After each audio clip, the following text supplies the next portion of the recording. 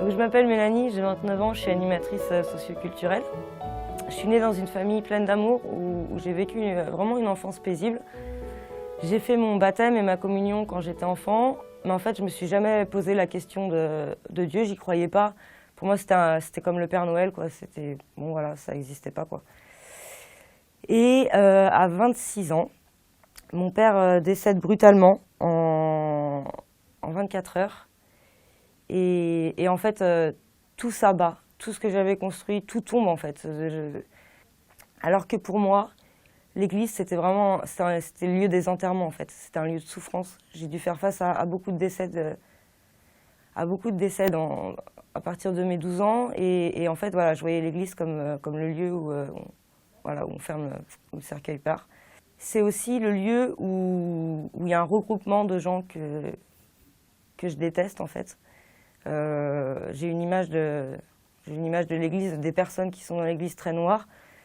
Et ce jour-là, alors je pourrais pas l'expliquer, mais en gros, je ressens une paix très profonde que j'ai jamais vécue, une paix intérieure, en me voyant dans une église.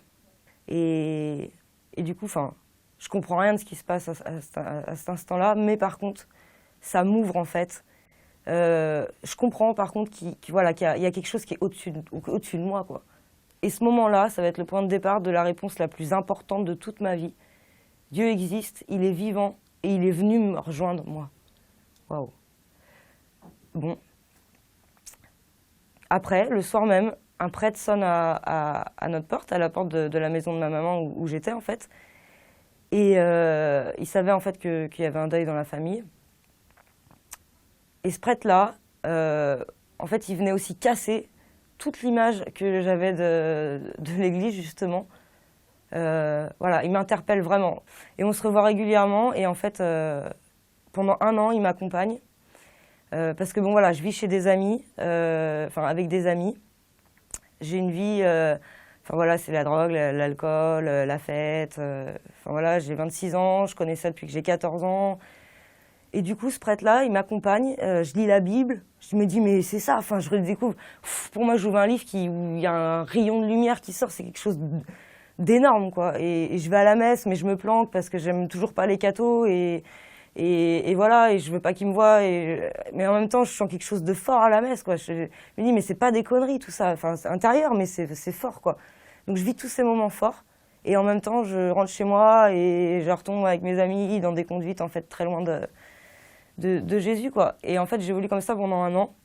Et du coup, je décide de partir au bout d'1 an, je décide de partir sur les chemins de Saint-Jacques-de-Compostelle.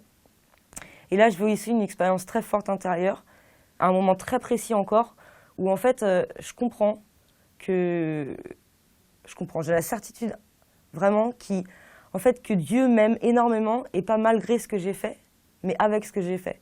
Je m'en voulais en fait, tout le temps, je m'en voulais de ce que j'avais fait, ça revenait, de me dire mais t'es pas digne de ça. Et en fait là, je comprends vraiment que Dieu m'aime énormément avec tout ce que je suis, quoi, dans toutes mes conneries, il m'aime, quoi. Et c'est très beau. Alors ce que j'aurais envie de dire à quelqu'un qui croit pas en Dieu, mais qui est dans la recherche, c'est que t'es le trésor de Dieu, quoi. T'es le trésor de Dieu, quoi, de celui qui crée à chaque instant toute chose, t'es son trésor, quoi. Et ça, oublie-le jamais.